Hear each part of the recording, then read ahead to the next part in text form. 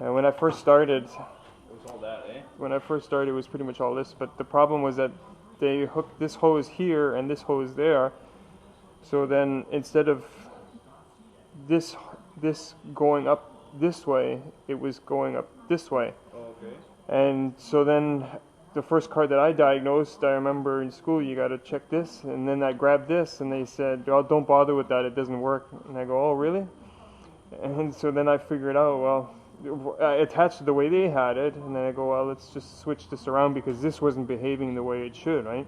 Is this like a shut off? Yeah. Yeah. Is one of them like system pressure and the other one is control pressure? Yeah, yeah, that's what that is. Yeah. So when you turn this in, it blocks this one, and then you just have system pressure. And but long story short, all it was the hoses were reversed, and so it works. So let me get started. So a warm system pressure should be around 3.5, and when it's cold, it should start between 1.5, and then slowly rise. He complains about cold starting issues. So in his case, it could be that it always has high pressure, in which case there's usually the warm-up regulator at fault, which is the control pressure regulator. So that's good right now. And then in order to check system pressure, the maximum the pump can put out, you just turn this in, and it should be above 5. Nice. Yeah. And so that's quick, so easy. You're pretty much deadheading the pump in there? Yeah, pretty much. Okay. Yeah. So that takes care of those 2 tests. But now, obviously, because it's warm, we don't know what it's like when it's cold, right? Yeah. So that could still be that guy, or his cold start valve.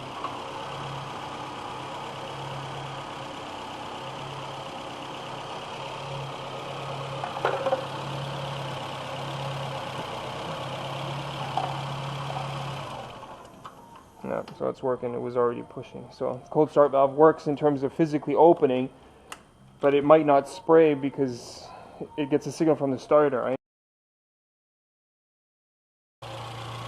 That ground wire is broken, see it? Right there, ground wire. See the blue wire? Yeah. The black and blue, the brown one, and the red one is chewed up too. But watch what happens when I give that ground wire power, ground. Goes off, positive?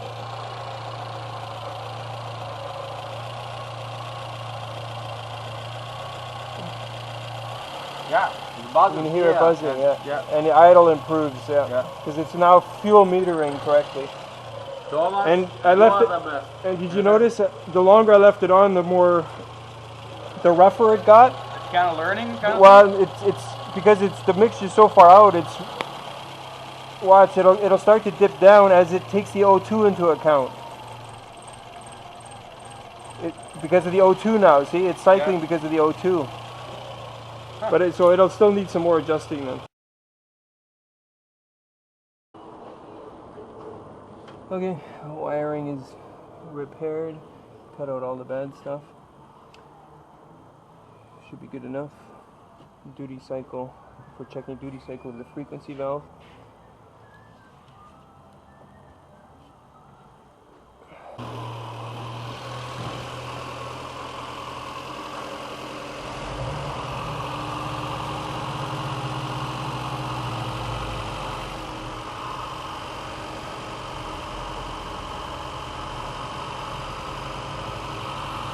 Once the O2 comes online, you'll hear the engine idle fluctuate.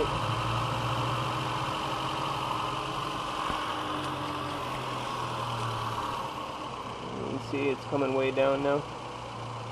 The frequency valve has stopped buzzing, so the mixture's way out right now.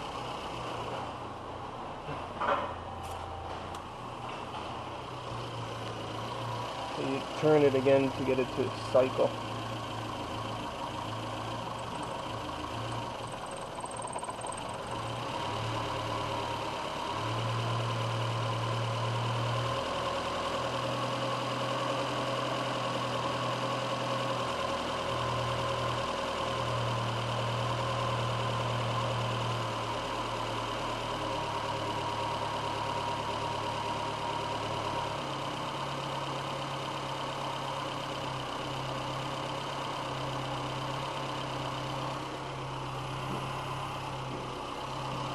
have a feeling the O2 is stuck.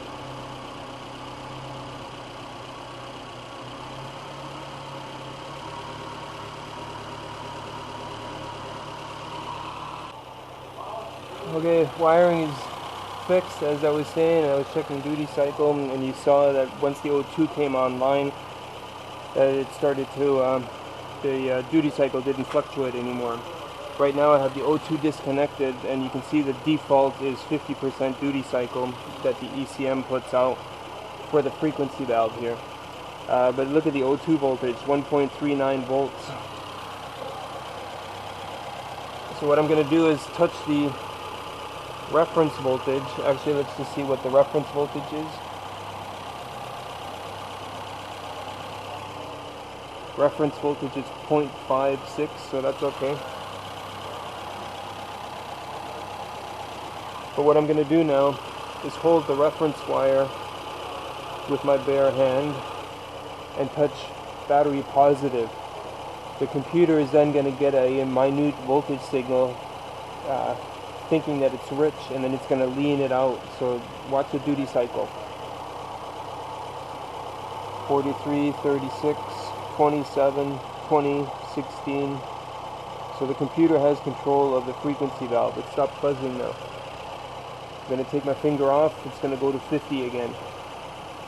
And I'm going to ground it out. And it should go the opposite. 60%, 70%. But notice the O2 voltage never changes. Got a bad O2.